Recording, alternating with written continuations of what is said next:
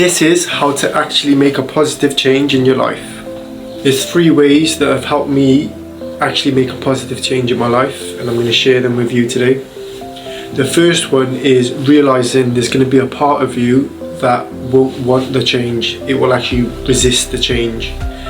So the first part is basically understanding that there's a part of your psyche that will basically work against you. Realizing this and finding a way to overcome this is actually a massive step towards making that positive change in your life. Put it this way, imagine there's 2 versions of you, one that wants growth and wants to make a positive change and accepts all the good things that come with that. And then imagine there's another version of you which basically wants familiarity, comfort and safety.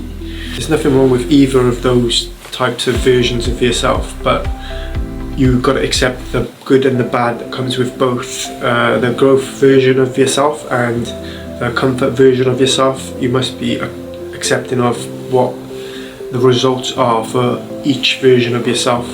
Imagine you are the version of yourself that chooses growth or wants to actually make a change in your life. You're gonna basically go through every uncomfortable situation or feeling in your body, basically going through the process, which basically isn't pretty at all times. Sometimes it's very rough and real, if that makes sense, but that's the process, and at the end of it you're going to get the desired result you want.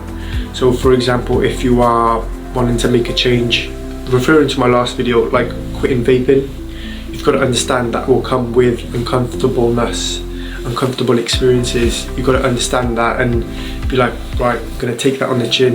Whereas there is another version of you which basically puts growth and kind of the uncomfortable situation experience in the backseat, and they probably live a more comfortable life, a more chilled life.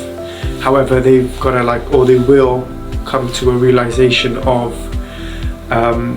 basically the realities of the decisions they've made, or nowadays they'll just numb themselves to the point where they can't even where it doesn't bother them or enter their consciousness anymore. So there's either growth but you go through uncomfortable stuff, or comfort and safety but you have to have honest realization about yourself, about the choices you're making, or you just numb yourself to the point where you don't think about it. The second thing would be realizing what it is you want and the actual steps in order to make that change. Again, referring to my last video, which was vaping, you should check that out, how I quit vaping, the benefits of not vaping, and the results after a few years, what I experienced after not vaping. Basically, the one thing I realized was it's not a matter of willpower.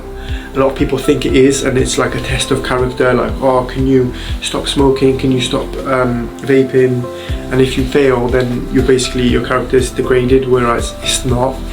There's kind of a science to it, because you've got to understand what's going on in your body and the appropriate steps to take at each stage. For example, 2 months in, you're gonna have different reactions to not vaping than 2 days in.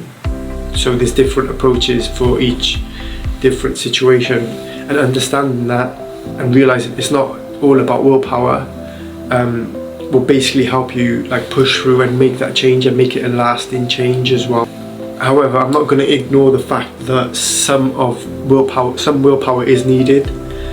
Otherwise it would just be easy and everyone would do it, right? There is a degree of willpower that is needed. However, I believe it's not extortionate, so most people can do it if they set their mind to it, do the proper research and just accept everything that comes with it.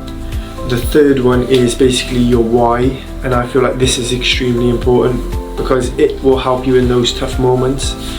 There will be tough moments, you've got to come to realize that as well. There will be extremely tough moments.